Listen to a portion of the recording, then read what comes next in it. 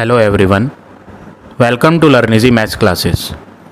आज इस वीडियो में मैं आपको introduction two sets exercise 1A के क्वेश्चंस कराऊंगा।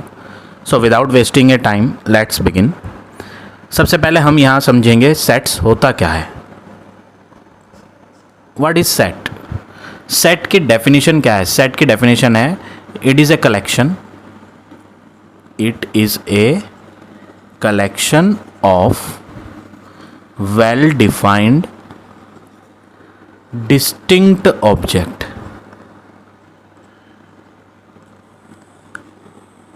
ये आपकी टेक्स्ट बुक में डेफिनेशन भी दी है, यही वाली सेम। सेट क्या होता है? कलेक्शन होता है वेल डिफाइंड डिस्टिंक्ट ऑब्जेक्ट। 3 भागों में इसे हमने बांटा है। अब इस डेफिनेशन को हम समझेंगे एक एग्जाम्पल से।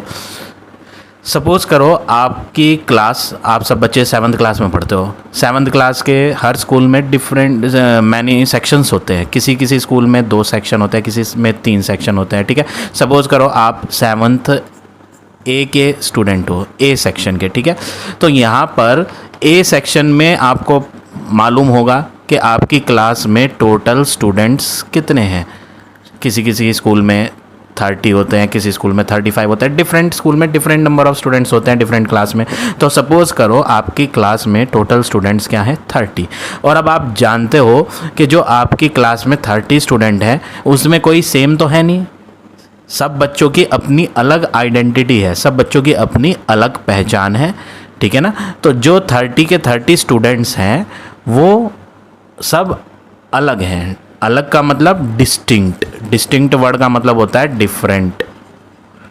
कॉमन लैंग्वेज में डिस्टिंक्ट को क्या कहते हैं हम? डिफरेंट कहते हैं, अलग अलग। ठीक है ना? वेल डिफाइंड का मतलब क्या होता है? वेल डिफाइंड का मतलब होता है वेल नोन। कॉमन लैंग्वेज में आप इसे कहोगे वेल नोन। वेल नोन किसे कहते हैं? जिसके बारे में हमें अच्छे से जानकारी हो। ठीक है, तो आपकी क्लास में 30 बच्चे हैं और आपको हर बच्चे की जानकारी होगी कि रोल नंबर 5 वाला बच्चा ये है, रोल नंबर 6 वाला बच्चा ये है। तो सबकी जानकारी आपको अच्छे से पता होगी। ठीक है, और सब बच्चे अलग अलग होंगे, डिफरेंट है। और यहाँ पे कलेक्शन वर्ड है। कलेक्शन का मतलब एक रूम दे दिया गया है, उस रूम में इन सारे के सारे 30 स्टूडेंट्स को एकोमोडेट कर दिया गया है। एकोमोडेट मतलब बिठा दिया गया है। ठीक है ना?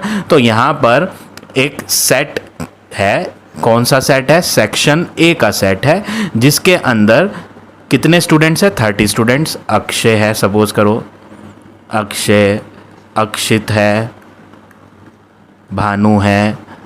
इस तरह से कितने बच्चे हैं? 30 स्टूडेंट्स क्लासरूम में हैं। ठीक है, तो ये एक एग्जाम्पल दिया है मैंने आपको सेट्स का। ये सेट का एग्जाम्पल क्यों है? क्योंकि यहाँ पे हमने डिफरेंट बच्चों को लिया है। डिफरेंट है ना सब? डिफरेंट का मतलब डिस्टिंक्ट ऑब्जेक्ट्स को लिया गया है। ठीक है, सबके बारे में हमें अच्छे से जानकारी है, वेल नोन है। ठीक है, इन सब को कलेक्ट किया गया है, इकट्ठा करके एक रूम में बिठाया गया है। कलेक्शन भी है ये। तो इस तरह के प्रेजेंटेशन को हम क्या बोलते हैं? सेट बोलते हैं। ठीक है, तो सेट की डेफिनेशन आपको आई थिंक समझ आ गई होगी। सेट में क्या करते हैं हम? डिफरेंट ऑब्जेक्ट्स को इकट्ठा करते हैं जिनके बारे में हमें अच्छे से जानकारी होती है। ठीक है, एक अदर एग्जांपल ले लें। ये तो आपका क्लासरूम वाला मैंने एग्जांपल दे दिया है। ठीक है, एक अदर एग्जांपल ले लेते हैं। सपोज करो मैं आपसे कहूँ राइट फर्स्ट 5 नेचुरल नंबर। आप मुझे शुरू के 5 नेचुरल नंबर लिख के बताओ। शुरू के 5 नेचुरल नंबर। तो आप सब बच्चे मुझे बता दोगे कि नेचुरल नंबर शुरू के 5 जो हैं 1 है, 2 है, 3 है, 4 है और 5 है। ठीक है, तो ये सब नंबर्स हमें अच्छे से पता हैं, इनके बारे में हमें अच्छे से जानकारी है। ये सारे के सारे अलग हैं, कोई सेम नहीं है। और इन सब को इकट्ठा करके एक ब्रैकेट में डाल दिया जाए तो ये एक सेट बन जाता है। इस सेट को नाम दे दो ए, या इस सेट को नाम दे दो बी या सी। सेट को हमेशा ना अल्फ़ाबेट से डिनोट किया जाता है। ए लिख लो, बी लिख लो, कैपिटल सी लिख लो, कैपिटल अल्फ़ाबेट से डिनोट करते हैं। ठीक है, तो ये भी एक एग्जाम्पल है सेट का, जिसमें हमने क्या किया है? जिसमें हमने 5 अलग अलग नंबर्स को कलेक्ट किया, इकट्ठा किया, और वो सारे के सारे क्या थे, नेचुरल नंबर थे। ठीक है, तो ये भी एक एग्जाम्पल है सेट का। ठीक है, अब आपको प्रेजेंटेशन ऑफ सेट्स समझना है। प्रेजेंटेशन, या ये कह लो टाइप्स कह सकते हो आप। ठीक है, प्रेजेंटेशन का मतलब आप किसी सेट को किस तरह से प्रेजेंट कर सकते हो। रिप्रेजेंटेशन भी कह सकते हो, प्रेजेंटेशन भी कह सकते हो। ठीक है, टाइप्स ऑफ सेट, तो दो टाइप ऑफ सेट होते हैं। फर्स्ट टाइप है आपका, पहला मेथड होता है रोस्टर और टैब्यूलर मेथड। पहला टाइप है रोस्टर और टैब्यूलर मेथड। ये किस तरह का मेथड होता है? ये मेथड होता है इस तरह का जो हमने अभी ऊपर प्रेजेंट किया था। इसमें क्या करते हैं हम, इसमें हम कर्ल ब्रैकेट के अंदर डिफरेंट वैल्यूज़ को कॉमा लगा के डिनोट करते हैं। ठीक है, और एक दूसरा टाइप होता है, दोनों टाइप बताऊंगा तभी आपको डिफरेंस समझ आएगा कि दोनों टाइप में फ़र्क क्या है। पहले टाइप का नाम क्या था, रोस्टर और टैब्यूलर मेथड। दूसरा है सेट बिल्डर और रूल मेथड। दोनों नाम आपको पता होने चाहिए। और लगाया ना मैंने, और का मतलब या तो आप सेट बिल्डर नाम से बुला सकते हो या रूल मेथड से, दोनों नाम आपको पता होने चाहिए। ठीक है, अब दोनों मेथड जो दोनों टाइप हैं ये, इनमें डिफरेंस क्या है? देखो, रोस्टर और टैब्यूलर मेथड में ना हम डिफरेंट ऑब्जेक्ट्स को कॉमा लगा के लिखते हैं। जैसे कि हमने यहाँ क्लासरूम में जो स्टूडेंट्स थे उनके नाम लिख के अलग अलग लिख के बताया। ठीक है, और एक एग्ज़ाम्पल यहाँ मैंने, ये तो एग्ज़ाम्पल नंबर 1 था, ये मैंने एग्ज़ाम्पल नंबर 2 दिया था। इसमें मैंने नेचुरल नंबर्स को लिख के दिखाया था। ये जो प्रेजेंटेशन दी थी मैंने, ये कौन सी प्रेजेंटेशन थी?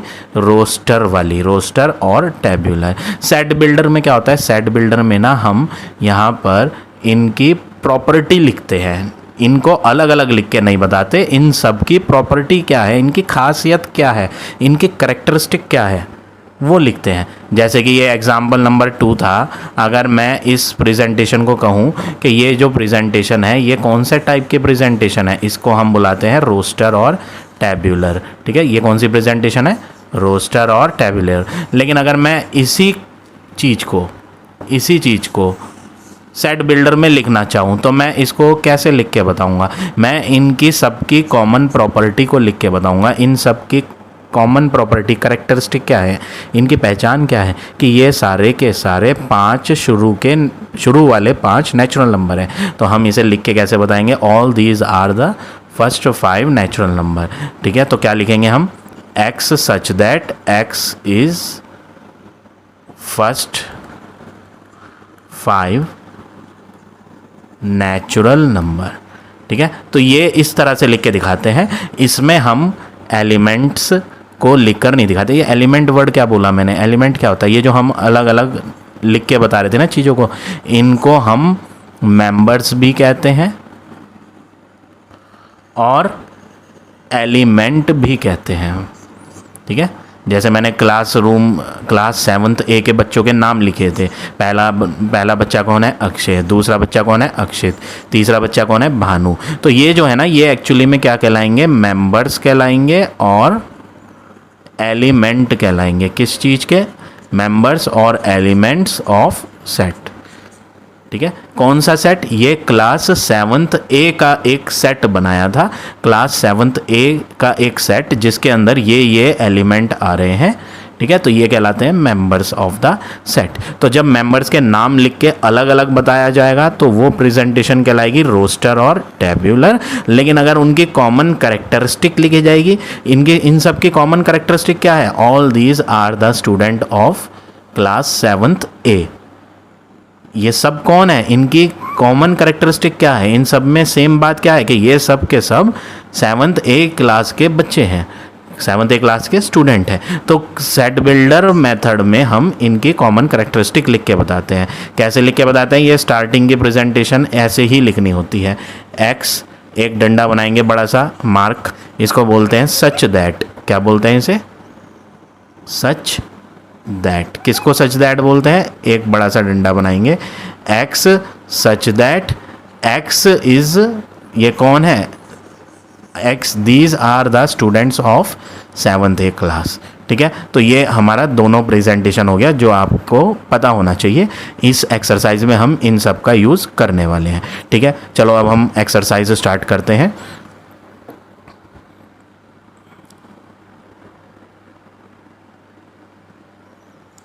Question number 1, which of the following collection are set. आपको यहाँ पर पता करना है कौन सा इनमें सेट है और कौन सा इनमें सेट नहीं है। तो सेट पता करना है कि है या नहीं। सेट की डेफिनेशन हमने पढ़ी थी। सेट की डेफिनेशन क्या होती है? सेट की डेफिनेशन होती है set is a collection of well defined distinct object. ये मैंने आपको डेफिनेशन बताई थी ना सेट की। तो यहाँ पर वेल डिफाइंड आ रहा है। वेल डिफाइंड का मतलब जिसके बारे में अच्छे से नॉलेज हो आपको। वेल डिफाइंड किसे कहते हैं? जिसके बारे में अच्छे से नॉलेज हो। ठीक है ना, तो वेल डिफाइंड का मतलब ये होता है। तो अब हम यहाँ पता करेंगे कौन सा इनमें सेट है कौन सा नहीं। फर्स्ट वाला चेक करते हैं। All the intelligent student of your class. आपकी क्लास में इंटेलिजेंट स्टूडेंट कौन है? अब इंटेलिजेंट किस वे में पूछना चाह रहा है भाई? इंटेलिजेंट क्या वही बच्चा होता है जो 90% से ज़्यादा ला रहा है? ऐसा तो नहीं है ना। जो 80% बच्चे लाते हैं, 85% या 70% ला रहा है, तो क्या वो बुद्धू है? ऐसा तो नहीं है ना। तो इंटेलिजेंट स्टूडेंट पूछ रहा है। अब इंटेलिजेंट स्टूडेंट पूछ रहा है तो हम इसका आंसर ढंग से दे नहीं पाएंगे। ये वेल डिफाइंड नहीं है। क्यों नहीं है भैया वेल डिफाइंड? भैया इंटेलिजेंट कैसे? कोई बच्चा साइंस में अच्छा होता है, कोई बच्चा मैथ में अच्छा होता है, कोई बच्चा जो है ज्योग्राफी या हिस्ट्री या इंग्लिश में अच्छा होता है भाई। तो अगर एक सब्जेक्ट में बच्चा अच्छा है, अच्छे मार्क्स ला रहा है और दूसरे में अच्छा नहीं ला रहा, तो हम उसे बुद्धू थोड़ी कहेंगे। वो क्या वो इंटेलिजेंट नहीं है? इंटेलिजेंट तो वो भी है, लेकिन किस फील्ड में पूछना चाह रहा है ये वेल डिफाइंड नहीं है। इसके बारे में अच्छे से बताया नहीं गया है कि इंटेलिजेंसी किस वे में पूछ रहा है। तो it is not a set. हम इसे क्या कहेंगे? It is not a set. ठीक है, सेकेंड पार्ट देखो। All the even numbers less than 9।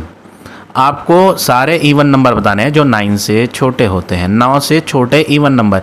Even कौन होते हैं? सब बच्चों को पता होगा कि इवन तो वो होते हैं जो 2 के टेबल में आते हैं। ठीक है ना। अब मैं जो हूँ, मैं टीचर हूँ, तो मुझे जो नॉलेज है इवन नंबर की, मैं जानता हूँ कि इवन कौन होते हैं। 2 के टेबल में जो आते हैं उनको इवन बुलाया जाता है। आप बच्चों को भी पता है कि आपने भी अपने टीचर से सीखा था छोटी क्लास में कि इवन वो होते हैं जो 2 के टेबल में आते हैं। तो इवन नंबर हर स्टूडेंट के लिए सेम होगा। अगर मैं इवन नंबर बोलूँगा लेस देन 9 में 9 से छोटा इवन नंबर होता है 8 जो 2 के टेबल में आता है। 8 और 9 से छोटे लिखने हैं तो 8 ही खाली इवन नहीं है, और भी है। 6 एक इवन नंबर है उससे छोटा, फिर 4 है, फिर 2 है, फिर 0 है, फिर माइनस में आते हैं -2, -4, -6। ये तो आते ही रहेंगे आते ही रहेंगे आते ही रहेंगे। ठीक है ना। तो क्वेश्चन था क्या ये सेट है या नहीं। तो इसका आंसर जो मैंने दिया है वो ही आंसर सब बच्चों का आपका भी होगा। ऐसा तो है नहीं कि मेरे लिए 8, 6, 4 और 2 इवन है तो आपके लिए 5 इवन हो जाएगा। ऐसा तो नहीं होगा ना। ये एक फिक्स्ड आंसर है जो पर्सन टू पर्सन सेम रहेगा। मैं भी यही आंसर दूंगा, आप सब भी यही आंसर दोगे। तो इसमें आप क्या ऑब्जर्व कर रहे हो? यहाँ पर बहुत सारे नंबर्स को कलेक्ट किया गया है, तो ये कलेक्शन भी है। ठीक है, वेल डिफाइंड भी है। वेल डिफाइंड का मतलब अच्छे से बताया गया है कि हमें इवन लिखना है, तो वेल डिफाइंड भी है। और डिस्टिंक्ट ऑब्जेक्ट, डिस्टिंक्ट का मतलब अलग अलग, सब अलग भी हैं। देखो 8, 6, 4 ये सब अलग ही तो हैं। तो आप सेकंड पार्ट को क्या कहोगे? Is this A set? Yes it is a set. ठीक है, थर्ड पार्ट देखो। All the month of a year. साल में आने वाले मंथ कौन कौन से होते हैं? सबके लिए एक ही जवाब होगा। ऐसा तो है नहीं कि मेरे कैलेंडर जो मेरे घर में लग रहा है उसमें अलग महीने होंगे और आपके घर में जो कैलेंडर लगा है उसमें डिफरेंट मंथ्स होंगे, ऐसा तो नहीं है ना। पर्सन टू पर्सन इसका आंसर क्या है, वेल डिफाइंड है, फिक्स्ड है, सबके लिए एक जैसा आंसर है। क्या कि जनवरी होता है, फरवरी होता है, मार्च अप्रैल मई जून जुलाई अगस्त सितंबर अक्टूबर नवंबर और लास्ट में क्या आता है, दिसंबर। तो सब 12 मंथ मेरे लिए भी वही है, तुम्हारे लिए भी वही है। इनमें हमने कलेक्ट किया है 12 चीज़ों को, 12 मंथ को, ठीक है। और सब के सब क्या है, डिफरेंट है। तो ये कलेक्शन है, वेल डिफाइंड भी है और डिफरेंट ऑब्जेक्ट्स भी लिए गए हैं। तो आप क्या बोलोगे, yes it is a set, ठीक है ना। Fourth part, all the letters of the word Bhopal. वो कह रहा है भोपाल में आने वाले लेटर्स बताओ। एक तो बी वर्ड, बी लेटर आ रहा है, इंग्लिश लेटर आपने नर्सरी में पढ़े थे वही ढूंढने हैं। बी आ रहा है, एच आ रहा है, ओ आ रहा है, पी आ रहा है, ए आ रहा है, एल आ रहा है और सारे के सारे अलग हैं। अगर कोई लेटर रिपीट भी हो जाता ना तो हम उसे 2 बार नहीं लिखेंगे। जब भी हम सेट के अंदर चीज़ों को लिख के दिखाते हैं ना, एलिमेंट्स को, तो वो सब डिफरेंट होनी चाहिए, रिपीट नहीं करनी कभी भी आपने, ठीक है। तो ये भोपाल एक नाम दिया था और मुझसे कहा था कि इसके अंदर आपने इंग्लिश अल्फ़ाबेट के कौन कौन से लेटर देखे हैं वो लिखो, तो मैंने लिख दिए। अब मैं आपसे कहूँ कि आप भी लिख के बताओ, तो आपका आंसर और मेरा आंसर क्या अलग होगा क्या? भैया जो इंग्लिश लेटर मुझे नज़र आ रहे हैं, जो मैंने नर्सरी में पढ़े थे, आप सबने भी तो वही पढ़े हैं ना, तो आप भी यही आंसर दोगे।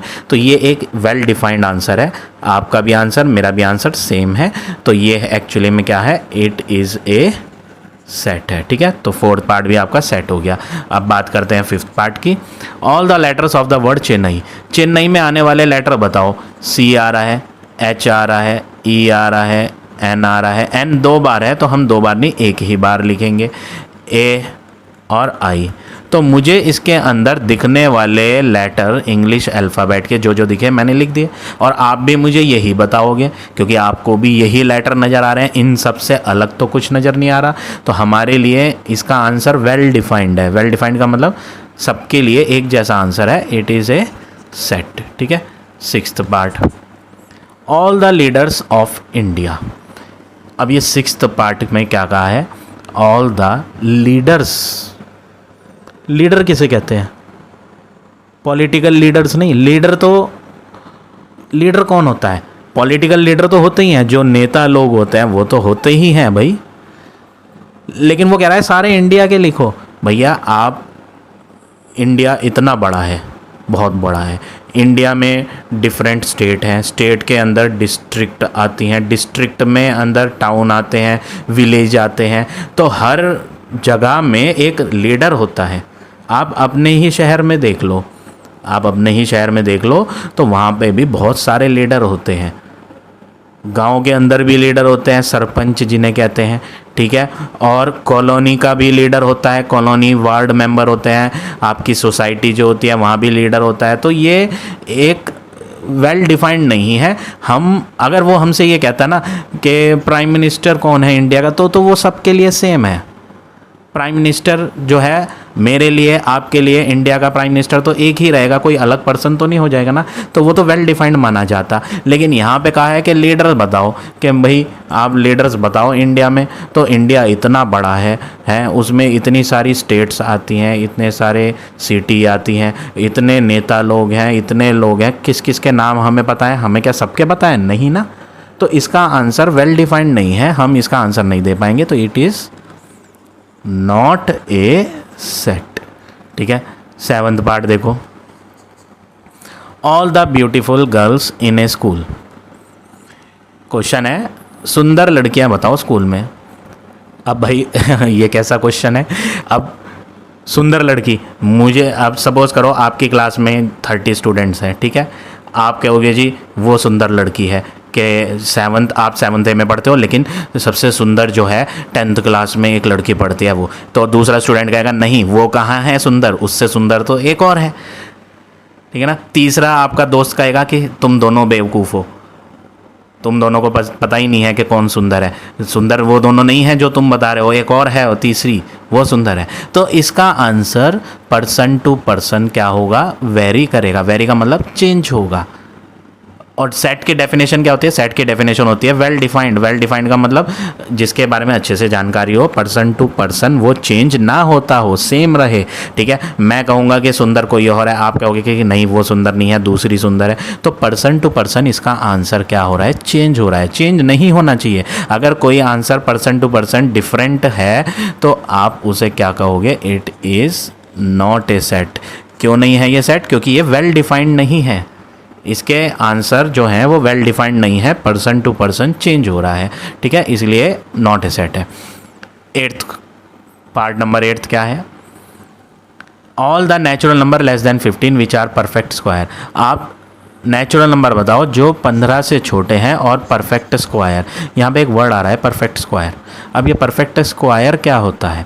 परफेक्ट स्क्वायर एक ऐसा नंबर होता है जो सेम की सेम से मल्टीप्लाई करके आता है। जैसे 1 की 1 से मल्टीप्लाई करके आंसर 1 आता है, तो ये कौन है? एक परफेक्ट स्क्वायर।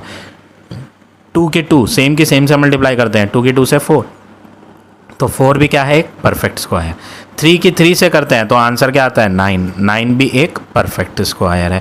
4 की 4 से करते हैं तो आंसर क्या आता है? 16, 16 भी एक परफेक्ट स्क्वायर है। तो हमसे क्वेश्चन में कहा है आप नेचुरल नंबर ऐसे लिखो जो 15 से छोटे हों और परफेक्ट स्क्वायर भी हो। तो 15 से छोटे परफेक्ट स्क्वायर, देखो 16 तो 15 से बड़ा हो गया, तो परफेक्ट स्क्वायर 16 से छोटा कौन है? 9, फिर 4, फिर 1। नेचुरल नंबर लिखने थे तो माइनस के नहीं ले सकते। ठीक है, तो ये जो है answer person to person change नहीं होगा, ये सबके लिए सेम रहेगा। आप लोग भी यही कहोगे जो मैंने कहा है। 16 तो नहीं कह सकते ना आप, क्योंकि जब क्वेश्चन में एक शर्त रख रखी है कि 15 से छोटे होने चाहिए। ठीक है ना, तो मैंने 15 से छोटे जो लिए हैं आप भी तो वही लोगे। ठीक है, क्वेश्चन में कहा था नेचुरल नंबर लो, माइनस के नहीं लेने। नेचुरल नंबर तो प्लस वाले होते हैं, 1 से शुरू होते हैं, तो आप भी यही आंसर दोगे। तो मेरा आंसर, आपका आंसर या किसी और स्कूल के टीचर का आंसर सेम होगा। पर्सन टू पर्सन ये चेंज नहीं होगा। तो ये क्या है? It is a set. ये एक सेट है। ठीक है, अब आ जाते हैं 9th पार्ट पे। All the healthy people of your town. Healthy people, स्वस्थ लोग, स्वस्थ। अब भैया आपको इवन अपनी कॉलोनी में नहीं पता होगा कि कौन जो है अनफिट है, कौन बीमार है, कौन स्वस्थ है। क्या आप जिस सोसाइटी में या जिस कॉलोनी में रहते हो, क्या आपको सारे लोगों की जानकारी है कि उनके घर में कोई बीमार है? भाई 1 या 2 या 3 परिवार के बारे में तो आप जानकारी रखते हो।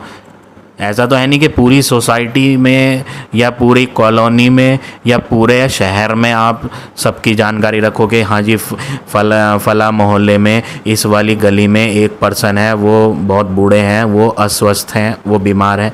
सबकी जानकारी तो हमें नहीं है ना। हमारे टाउन में, हमारे कस्बे में, हमारे शहर में इतने लोग हैं, पॉपुलेशन इतनी सारी है, हर किसी की जानकारी क्या हमें रहती है? नहीं रहती ना। तो ये क्या है? It is not a set. ये क्या होगा? Not a set. अब 10th पार्ट पे आते हैं। All the 2 digit natural number. आप 2 डिजिट के नेचुरल नंबर लिख के बताओ। तो 2 डिजिट के नंबर शुरू कहाँ से होते हैं? सबको पता है। जो मैं कहूँगा आप भी वही कहने वाले होंगे। आपने तुरंत तो सोच लिया होगा दिमाग में कि 2 डिजिट के नेचुरल नंबर, अच्छा जी 10 से शुरू होता है। मैंने भी सोच लिया और आपने भी सोचा होगा। कहाँ से? 10 से शुरू होते हैं। 10 के पीछे तो 1 डिजिट का होता है। 10 है 2 डिजिट का, 11 है, 12 है, चलता जाएगा चलता जाएगा। कहाँ तक? जो मैंने सोचा आपने भी अपने माइंड में वही सोचा होगा, है ना। आपने क्या सोचा? 2 डिजिट का नेचुरल नंबर सबसे बड़ा कौन होता है? 99। आपने भी यही सोचा ना, मैंने भी यही सोचा। तो पर्सन टू पर्सन इसका आंसर क्या है? सेम है। तो आपका जो 10th पार्ट है उसका आंसर क्या है? It is a set. ठीक है ना, ये भी एक सेट है क्योंकि इसका आंसर सबके लिए क्या है? सेम है। अब आ जाते हैं 11th पे। All the odd number greater than 24। ऐसे ऑड नंबर लिखो जो 24 से बड़े होते हैं। ऑड नंबर, आप सबको ऑड नंबर की जानकारी होगी। एक होते हैं इवन, एक होते हैं ऑड। इवन वो होते हैं जो 2 के टेबल में आ जाते हैं। तो ऑड कौन होते हैं? जो 2 के टेबल में नहीं आते। लेकिन वो कह रहा है आप बड़े वाले लिखो। किससे बड़े? 24 से बड़े। अब आप दिमाग में सोच रहे होंगे 24 से बड़ा ऑड नंबर। जो आपके दिमाग में आ रहा है ना वही मेरे दिमाग में आ रहा है। आपने 24 से बड़ा ऑड नंबर कौन सा सोचा? 24 से बड़ा ऑड नंबर, ऑड कौन होता है? जो 2 के टेबल में नहीं आता। 24 से बड़ा 25 2 के टेबल में आता है? नहीं ना। तो 25 एक और नंबर है। आपने भी यही दिमाग में सोचा, मैंने भी यही सोचा, लेकिन कहाँ तक जितने मर्जी चाहे हम लिख लें। एक तो 25 है, उससे बड़ा और नंबर 27, उससे बड़ा और नंबर 29, और ऐसे चलते जाएंगे, अनगिनत है। ठीक है, तो आंसर इसका जो मैं दे रहा हूँ, आप क्या इन आंसर से अलग देने वाले हो? नहीं ना, आप भी तो मुझे यही बताओगे कि 24 से बड़े और नंबर कौन से होते हैं, तो आप भी यही बताओगे। तो मेरा आंसर आपका आंसर सेम है, तो आप क्या लिखोगे 11th पार्ट में? It is a set. तो 11th पार्ट भी क्या है? सेट है। ठीक है, अब लास्ट पार्ट पे आ जाते हैं। All the great cricketers of India. All the great cricketer, great का मतलब बढ़िया खिलाड़ी, क्रिकेटर इंडिया के। भैया किसी मैच में कोई क्रिकेट प्लेयर अच्छा खेल जाता है, जो एक मैच में अच्छा खेलता है ऐसा तो है नहीं कि वो हर मैच में ही अच्छा खेलेगा, कई बार वो नहीं चल पाता प्लेयर। ठीक है ना, तो इसका आंसर क्या है? Not well defined, well defined नहीं है। आज एक मैच हुआ, आज जिस प्लेयर ने अच्छा खेला, कल होने वाले मैच में वो अच्छा खेल पाएगा या 0 पे आउट हो जाएगा, कोई गारंटी नहीं ना।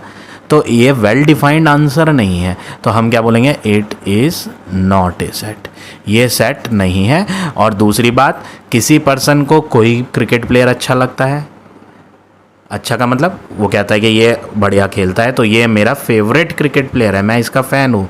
तो पर्सन टू पर्सन जो है फ़ैन फॉलोइंग डिफरेंट होती है। एक बच्चे को क्लास के कोई क्रिकेट प्लेयर अच्छा लगता होगा, दूसरे को वो अच्छा नहीं लगता होगा, कोई बात उसकी बुरी लगी होगी, इसने अच्छा नहीं खेला, लेकिन उसे दूसरा पसंद होगा। तो पर्सन टू पर्सन इसका आंसर सेम नहीं है। और दूसरी बात, ये वेल डिफाइंड नहीं है, क्योंकि किसी एक मैच में कोई एक अच्छा खेल पाता है खिलाड़ी, तो अगले मैच में कोई दूसरा खिलाड़ी अच्छा खेलता है। तो ग्रेट हम किसको कहेंगे? किसी को नहीं कह सकते, सब अपने आप में ग्रेट है। कभी कोई अच्छा खेल जाता है, कभी कोई, तो इसका आंसर वेल डिफाइंड नहीं है, तो हम इसे कहेंगे it is not a set. तो इस तरह से आपको ये क्वेश्चन नंबर 1 के सारे पार्ट करने हैं। अब आ जाते हैं नेक्स्ट क्वेश्चन नंबर 2 पे।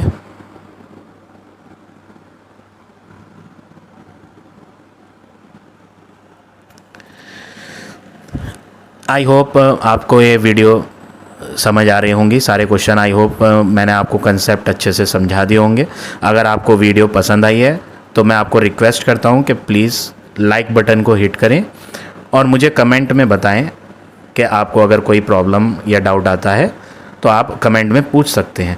ये मुझे मोटिवेट करता है कि मैं इस तरह की वीडियो और लाऊं आपके लिए। ठीक है, तो आपको अगर वीडियो पसंद आई है तो प्लीज़ लाइक ज़रूर करें। चलो अब हम क्वेश्चन नंबर 2 करते हैं। Let X be the set of month having 31 days. वो कह रहा है मान लो कि एक्स एक सेट है। एक्स कौन है? सेट का नाम है, और सेट का नाम हमेशा कैपिटल लेटर से इक्वल के लेफ्ट हैंड पे लिखा जाता है। ठीक है, और सेट को हम कर्ल ब्रैकेट के अंदर शो करते हैं, ये बात आप याद रखेंगे। एक्स कौन है? सेट का नेम है, तो एक्स जो है सेट का नेम है, तो वो इक्वल के लेफ्ट पे आएगा, और सेट को हम कर्ल ब्रैकेट से शो करते हैं। वो कह रहा है इसमें आप मंथ लिखो जिनमें 31 दिन आते हैं, ऐसे कैलेंडर में आने वाले मंथ जिनमें 31 डेज़ होते हैं। 31 डेज़, तो आप कैलेंडर में जब देखोगे आपको पता होना चाहिए वैसे भी 31 डेज़ किस किस में आते हैं। जनवरी में आता है, ठीक है, फेब में तो 28 होते हैं, मार्च में आते हैं, अप्रैल में नहीं होते, मई में होते हैं। जनवरी, फरवरी, मार्च, अप्रैल, मई में 31 होते हैं, जून में नहीं होते, जुलाई में होते हैं 31, जुलाई के बाद अगस्त में होते हैं 31, सितंबर में नहीं होते, अक्टूबर में होते हैं, एक एक छोड़ के लिखना है। ठीक है, अक्टूबर, नवंबर में नहीं होते, दिसंबर। ठीक है, तो एक एक छोड़ के लिखना होता है। जनवरी लिखा, फेब छोड़ दिया, मार्च लिखा, अप्रैल छोड़ दिया, मई लिखा, जून छोड़ दिया, जुलाई लिखा, जुलाई के बाद अगस्त को छोड़ना नहीं है, अगस्त को भी लेना है, फिर सितंबर छोड़ोगे, अक्टूबर, नवंबर छोड़ोगे, दिसंबर। ठीक है, ये वो मंथ हैं जिनमें कितने डेज होते हैं 31। तो मैंने इन सब को इकट्ठा किया और एक कर्ल ब्रैकेट में लिख दिया, तो ये एक सेट बन गया। इस सेट का नाम क्या है, एक्स, जो कि क्वेश्चन में कहा था। ठीक है, अब आपको फिल इन द ब्लैंक्स करना है और यहाँ सिंबल दिया है, ये ई टाइप का सिंबल बन रहा है, लेकिन ई से थोड़ा डिफरेंट है। ई इस तरह से बनता है, लेकिन ये सी बना के इस तरह से किया गया है, तो इसे बोलते हैं बिलोंग टू। इसे क्या बुलाया जाता है, बिलोंग टू। और अगर इसे कट कर दिया जाए तो इसे बुलाते हैं not belong to. Not belong to, एक है बिलोंग टू और दूसरा है नॉट बिलोंग टू। अब देखो फर्स्ट पार्ट, जनवरी डैश एक्स, क्या जनवरी एक्स सेट के अंदर है, हाँ, तो हम बोलेंगे बिलोंग करता है इसको। ठीक है, सेकंड पार्ट, अप्रैल डैश एक्स, क्या अप्रैल इस एक्स में है, नहीं, तो हम इसे लिखेंगे नॉट बिलोंग टू। ठीक है, तो ये सिंपल क्वेश्चन है, अगर आ रहा है तो बिलोंग टू, नहीं आ रहा तो not belong to. Third part देखो, थर्ड पार्ट में पूछा है अगस्त के लिए, क्या अगस्त इसमें है, हाँ है, तो हम भरेंगे बिलोंग टू। फोर्थ पार्ट, अक्टूबर के लिए पूछा है, अक्टूबर है इसमें, हाँ, तो हम लिखेंगे बिलोंग टू। ठीक है, फिफ्थ पार्ट, फैब, क्या फैब है इस सेट के अंदर, नहीं, तो इसलिए फिफ्थ पार्ट का हम आंसर क्या लिखेंगे, नॉट बिलोंग टू। तो इस तरह से आपको ये क्वेश्चन नंबर 2 करना है। अब आ जाते हैं नेक्स्ट क्वेश्चन नंबर 3 पे।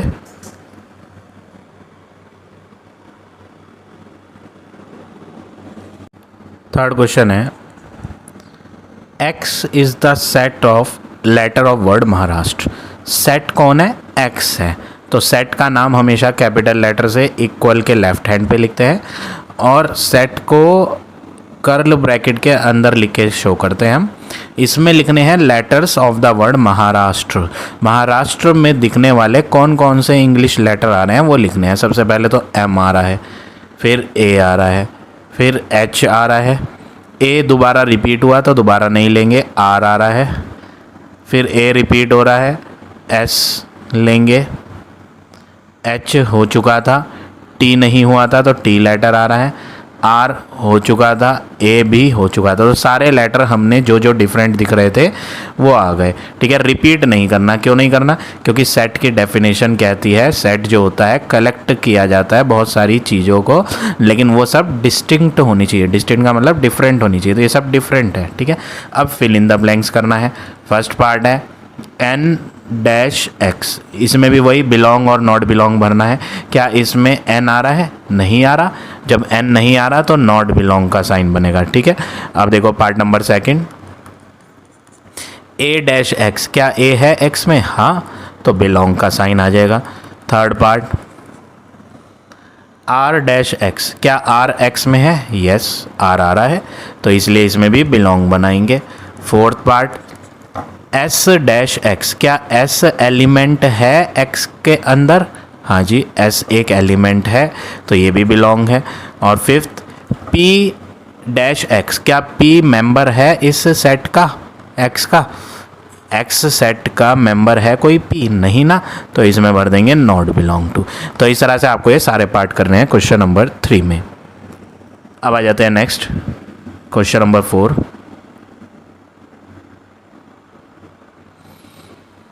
Right the following set in roster method. Roster method का दूसरा नाम आपको पता होना चाहिए, मैंने आपको ऑलरेडी बताया था। रोस्टर का दूसरा नाम टेब्यूलर मेथड भी होता है।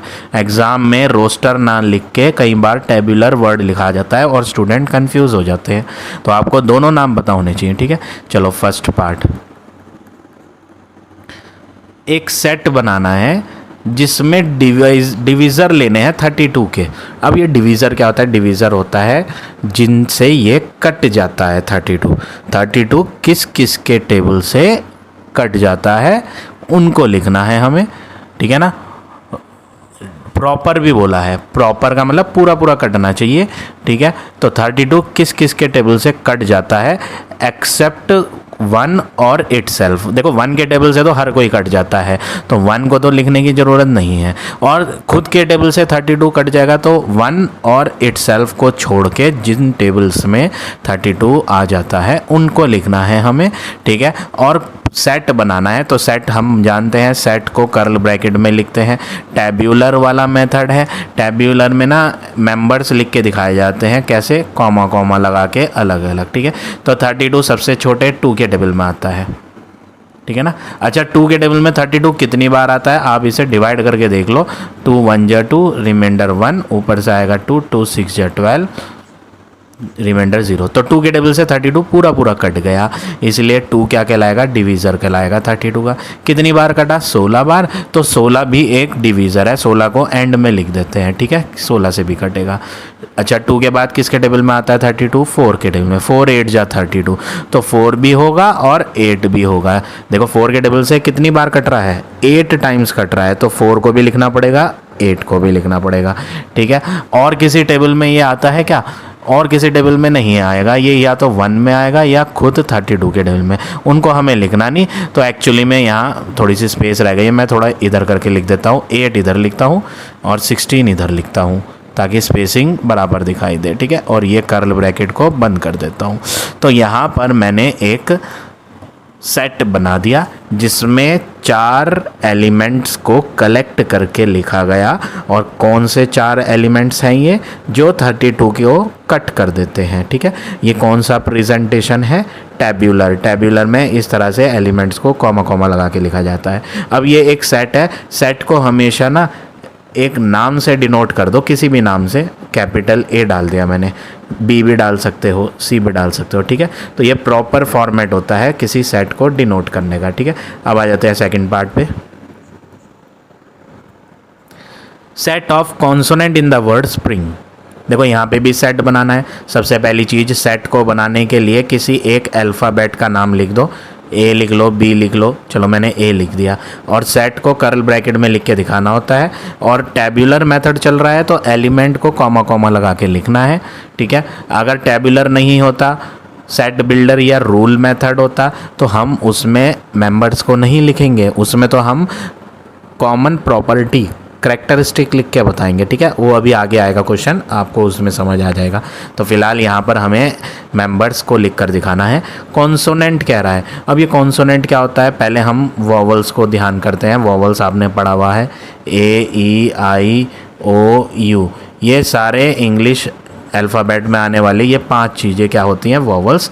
रिमेनिंग जो होती हैं बचे हुए alphabet, remaining are consonant. Vowels को छोड़कर बाकी चीज़ें कॉन्सोनेंट होती हैं। तो वो कह रहा है आप स्प्रिंग में एक स्प्रिंग नाम दिया,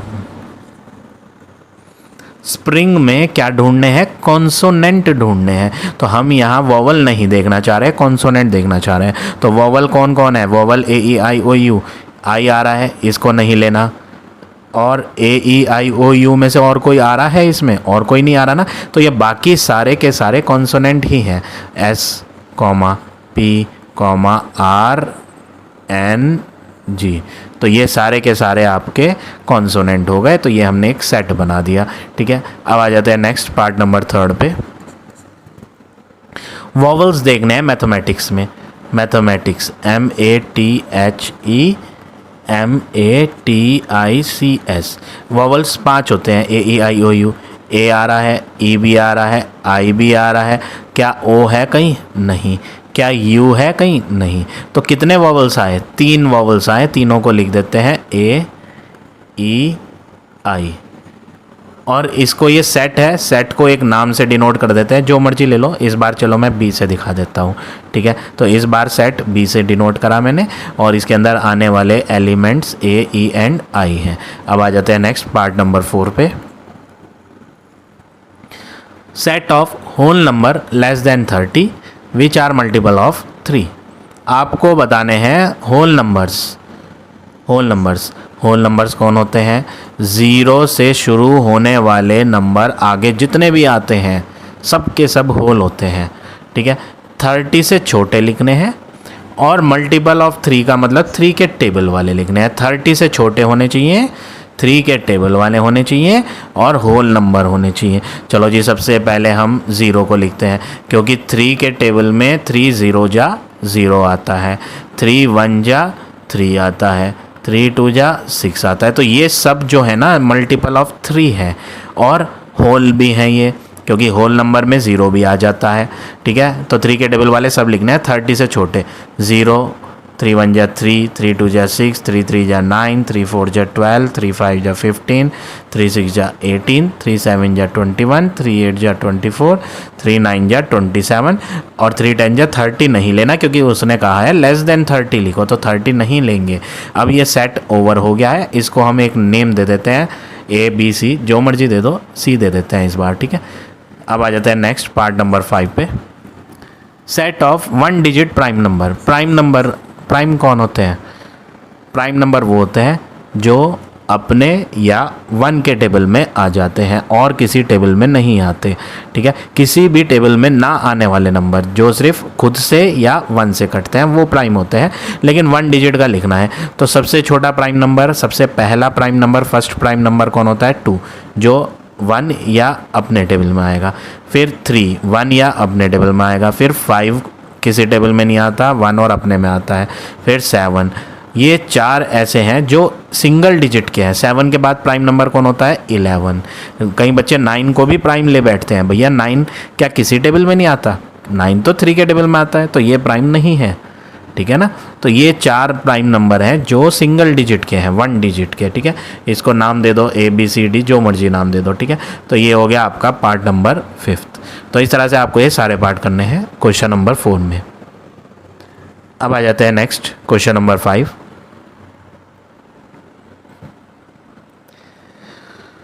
अगर आपको वीडियो हेल्पफुल लग रही हो तो प्लीज़ लाइक ज़रूर करें। क्वेश्चन 5 क्या है?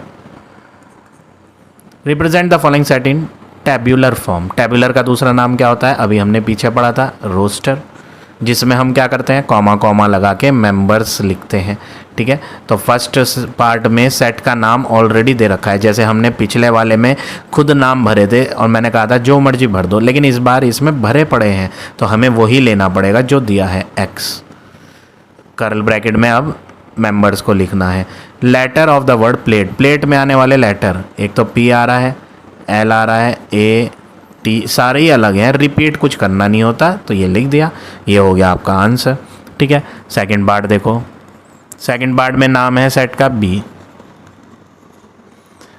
होल नंबर लिखने हैं जो बड़े होंगे 10 से और छोटे होंगे 16 से। 10 से बड़ा 11 होता है, 12 होता है, 13 14 एंड 15। 16 से छोटे लेने हैं ना, तो ये सारे के सारे कौन है? होल नंबर्स, जो किससे बड़े हैं? 10 से बड़े और 16 से छोटे। अब आ जाते हैं नेक्स्ट पार्ट नंबर 3 पे। सेट का नाम है C। लेटर लिखने हैं पाइनएप्पल के। P आ रहा है, I N E, पाइन हो गया, एप्पल A रिपीट नहीं हुआ। डबल P आता है तो A के लिखेंगे। L हो चुका है, नहीं तो लिखो L भी। E हो चुका है, हाँ, तो ये हो गए लेटर जो पाइनएप्पल के अंदर दिखते हैं। ठीक है, अब आ जाता है नेक्स्ट पार्ट नंबर 4 पे। D नाम है तो D ही लिखना है। प्राइम फैक्टर लेने हैं 50। प्राइम किसे कहते हैं? अभी मैंने पढ़ाया था प्राइम कौन होता है? भैया प्राइम वो होता है जो अपने या 1 के टेबल में आता है। तो कुछ प्राइम नंबर लिख लेते हैं हम। सबसे छोटा प्राइम नंबर होता है 2, फिर 3, फिर 5, फिर 7, 11, 13, 17, 19। ये सब ऐसे नंबर हैं जो अपने या 1 के टेबल में आते हैं और किसी टेबल में नहीं आते। 19 के आगे भी लिखते हैं 23, फिर आता है 24, 25, 26, 27, 28, 29। ये ऐसे नंबर हैं जो अपने टेबल में आते हैं या 1 में। तो इनसे आपको ढूंढना है कि 50 के फैक्टर का मतलब एक फैक्टर वर्ड आ रहा है ना, फैक्टर का मतलब 50 किन किन से कटता है। क्या 2 से 50 कटता है? हाँ जी, तो प्राइम फैक्टर 50 का एक हो गया 2। क्या 3 से 50 कटता है? नहीं। क्या 5 से 50 कटता है? हाँ जी, रफ में डिवाइड करके देख लेना आप, कटता है। 7 से 50 कटता है? नहीं। 11 से नहीं, 13 से भी नहीं, इससे भी नहीं, इससे भी नहीं, किससे भी नहीं कटता। बस यही 2 एक ऐसे नंबर हैं जो प्राइम भी हैं और 50 के फैक्टर भी हैं। ठीक है, तो प्राइम फैक्टर ऑफ 50 लिखना था। तो आई होप ये सबको समझ आ गया होगा। प्राइम भी लिखना था और फैक्टर का मतलब जिनसे 50 कटता है वो भी देखना था। तो दोनों बातें देखनी थी। तो ऐसे सिर्फ 2 ही नंबर थे। अब आ जाते हैं नेक्स्ट 5th पार्ट पे।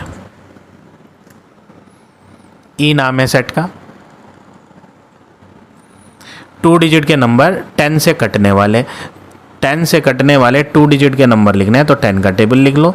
10 1 जा 10, 10 2 जा 20, 10 3 जा 30, 40, 50, 60, 70, 80, 90, 100 नहीं लेना क्योंकि 100 तो 3 डिजिट का हो जाएगा। तो ये हो गया आपका पार्ट नंबर 5। अब देखो लास्ट 6th पार्ट। सेट का नाम है F। Prime factor of 240। फिर वही चीज़ आई जैसे यहाँ था वैसे ही देखना है।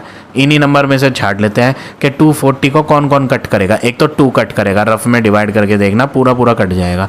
तो एक तो हो गया 2। 3 के टेबल से भी 240 कट जाएगा अगर आप काट के देखो। 3 कितने जा 24 होता है, 3 8 जा 24 होता है और ये जो 0 है ये आंसर में आ जाएगा। तो 3 80 जा 240 हो जाएगा, है ना। तो कट गया पूरा। तो 3 भी हो गया। 5 के टेबल से भी कट जाएगा 240 क्योंकि लास्ट में 0 है। तो 5 से तो भैया कटेगा ही, ठीक है ना। और किसी टेबल से अगर आप ट्राई करोगे ना तो ये कट ही नहीं पाएगा। तो 3 ही ऐसे नंबर हैं जो प्राइम भी हैं और 240 को डिवाइड भी कर देते हैं। प्राइम तो और भी हैं लेकिन वो नंबर 240 को काट नहीं पाते, रिमाइंडर बचता है, इसलिए वो प्राइम फैक्टर नहीं कहला रहे 240 के, ठीक है। तो इस तरह से आपको ये सारे पार्ट करने हैं क्वेश्चन नंबर 5 के। अब आ जाते हैं नेक्स्ट क्वेश्चन नंबर 6।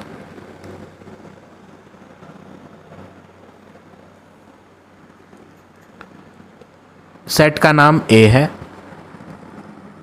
और इसमें ऑड नंबर लिखने हैं 15 से छोटे वाले, 15 से छोटे ऑड। ऑड कौन होते हैं भाई? ऑड वो होते हैं जो 2 के टेबल में नहीं आते। तो सबसे पहला ऑड नंबर 1 2 के टेबल में नहीं आता। 3 एक एक छोड़ के लिखते रहो। 4 छोड़ दो, 5 6 छोड़ दो, 7 8 छोड़ दो, 9 10 छोड़ दो, 11 फिर 13 14 15। 15 नहीं लेना, 15 ऑड है लेकिन नहीं लेंगे। क्यों नहीं लेंगे? क्योंकि क्वेश्चन में कहा लेस देन 15, तो बस 13 पे ही ख़त्म कर देंगे। अब बिलोंग टू और नॉट बिलोंग टू भरना है। फर्स्ट पार्ट देखो 4-A, क्या 4 है इसमें? नहीं, तो क्या लिखोगे? Not belong.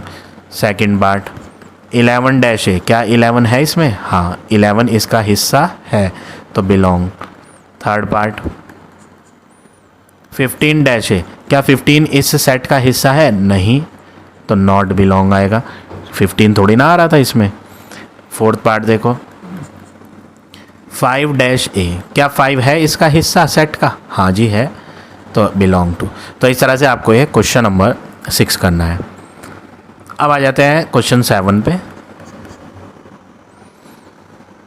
एक्स सेट है, कैपिटल X, और इसके अंदर प्राइम डिवीज़र लिखने हैं 72 के। डिवीज़र मतलब जिनसे कट जाता है और प्राइम वाले होने चाहिए। तो देखो भैया सबसे पहले प्राइम नंबर रफ में लिख लेते हैं 2 3 5 7 11 13 17 19 23 29, इस तरह से आते जाएंगे, ठीक है। हमें 72 के लिखने के 72 के प्राइम डिवीज़र कौन कौन से हैं। देखो 2 से कटता है 72, ठीक है ना। 3 से 72 कट जाएगा, हाँ जी, रफ में करके देखना 72 कट जाता है 3 से। कैसे पता चला? डिवाइड, इन्हें प्लस कर लो। 7 + 2 क्या होता है? 9। 9 3 के टेबल में आता है तो ये 3 से कटेगा। 3 के बाद 5 है, 5 से नहीं कट पाएगा ये। 7 से नहीं कटेगा, 11 से नहीं कटेगा, और 13 से भी नहीं कटेगा, 17 से भी नहीं कटेगा, ठीक है, 19 से भी नहीं कटेगा। तो और कोई प्राइम नंबर नहीं है जिससे 72 कटता है, तो यही 2 हैं बस, ठीक है। अब हम पार्ट करते हैं इसका। 9-X, क्या 9 इसमें है? नहीं, तो not belong. Second part 2-X, क्या 2 है इसमें? हाँ, तो बिलोंग आएगा। थर्ड पार्ट देखो 3-X, क्या 3 मेंबर है? यस, तो बिलोंग लिखोगे। फोर्थ पार्ट 7-X, क्या 7 है इसका मेंबर? नहीं, तो नॉट बिलोंग आएगा। तो इस तरह से आपको ये सारे पार्ट करने हैं क्वेश्चन नंबर 7 में। अब आ जाते हैं लास्ट क्वेश्चन नंबर 8 पे।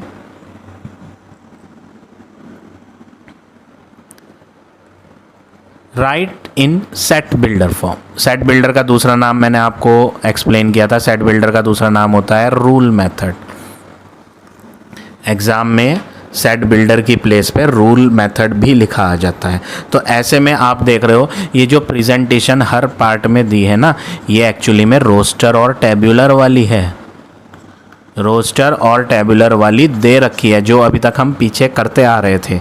कॉमा कॉमा लगे हुए एलिमेंट्स दिए हैं, मेंबर भरे हुए हैं, लेकिन अब हमें सेट बिल्डर और रूल मेथड लिखना है जिसमें इन सब की कॉमन प्रॉपर्टी लिखी जाती है, कैरेक्टरिस्टिक लिखी जाती है। ठीक है ना, चलो हम फर्स्ट पार्ट करते हैं। सबसे पहले ये एक सेट है, सेट को नाम दे देते हैं, कैपिटल ए नाम दे दिया। ठीक है, अब हम रोस्टर दिया है, रोस्टर को बदल के सेट बिल्डर में करना है, रूल में करना है। तो जिसकी हमें शुरुआत कैसे करनी होती है, x such that. Her part में इस तरह से ही शुरुआत करी जाएगी, जितने भी पार्ट हैं जिसमें हम सेट बिल्डर करते हैं ना। सेट का नाम दो सबसे पहले, क्योंकि नाम तो क्वेश्चन में दिया नहीं तो हम खुद ही ले लेते हैं। सब में ए ले लिया। बिगनिंग तो एक्स सच दैट ही रहेगा सब में, x such that x is, x such that x is.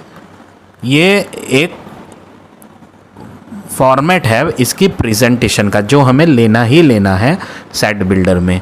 ठीक है, अब ये देखो 2 4 6 8, ये कौन है, 2 4 6 8, ये तो 2 के टेबल में आने वाले नंबर हैं।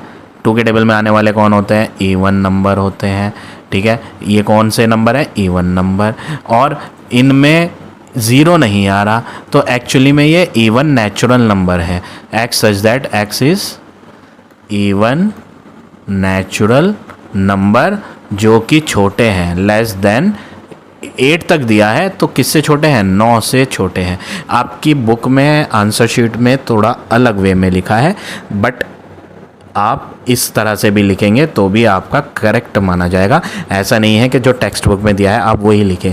इसको सॉल्व करने का बहुत सारे वेज होते हैं, इसको लिखने के काफ़ी वेज हैं। ठीक है, तो जिसमें से एक वे सबसे इजी वाला ये है, तो आप ये मेथड याद रखो, इससे आपको बहुत आसान रहेगा। ठीक है, 2 4 6 8 कौन थे, इवन थे, क्योंकि इवन में ज़ीरो भी आता है, ज़ीरो 2 के टेबल में आता है, लेकिन यहाँ ज़ीरो है नहीं, तो इसलिए ये सारे के सारे ज़ीरो ना होने की वजह से नेचुरल भी हैं, क्योंकि नेचुरल में ज़ीरो नहीं आता। ठीक है ना, तो इवन नेचुरल नंबर हैं ये, 8 तक दिए थे, यानी 9 से छोटे थे, लेस देन 8। अब अगले पे आते हैं, 1 3 5 7 9, ये वो नंबर हैं जो 2 के टेबल में नहीं आते। देखो 1 के बाद 2 गायब है, 3 के बाद 4 गायब है, 5 के बाद 6 गायब है, 7 के बाद 8 गायब है, मतलब वो नंबर गायब है जो 2 के टेबल में आते हैं। और ये कौन है जो 2 के टेबल में नहीं आते, तो 2 के टेबल में नहीं आने वाले कौन होते हैं, ऑड नंबर होते हैं। तो x such that x is odd, और नेचुरल भी है ये, क्यों, क्योंकि इनमें ज़ीरो दिख नहीं रहा, तो हम इन्हें क्या बुलाएंगे, odd natural number. Odd natural number जो कि छोटे हैं, लेस देन, किससे छोटे हैं, आखिरी नंबर 9 है, तो लेस देन क्या है, 10।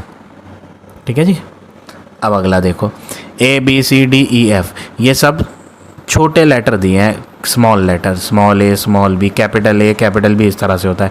तो ये स्मॉल लेटर हैं जो शुरू के हैं, 5, 1 2 3 4 5 6 शुरू के इंग्लिश अल्फ़ाबेट के लेटर्स दिए हुए हैं। तो आप क्या लिखोगे, these all are the small letters of English alphabet, और वो भी कौन से, शुरू के 6।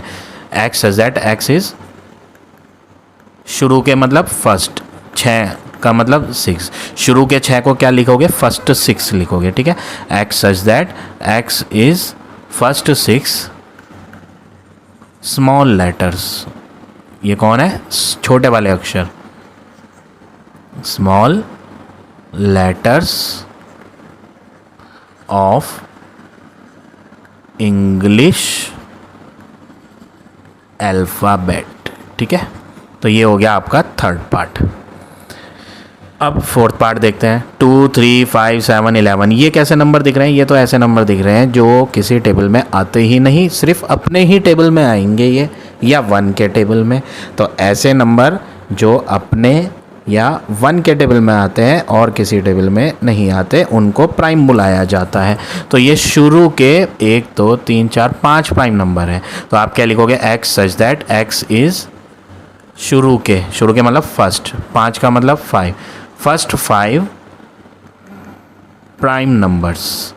ख़त्म क्वेश्चन। इन सब की एक प्रॉपर्टी दी कि ये सब प्राइम है, तो प्रॉपर्टी लिखी है, कैरेक्टरिस्टिक। ठीक है ना। तो यहाँ सारे पार्ट में हमने इन सब की कॉमन करेक्टरिस्टिक बताई है, इसीलिए ये कौन सा मेथड है, सेट बिल्डर मेथड, ठीक है। तो इस तरह से आपको ये क्वेश्चन नंबर 8 करना है। So now this exercise is over. I hope आज का पढ़ाया हुआ टॉपिक आप सबको समझ आ गया होगा। If you like my way of teaching then please like, comment and share ज़रूर करें।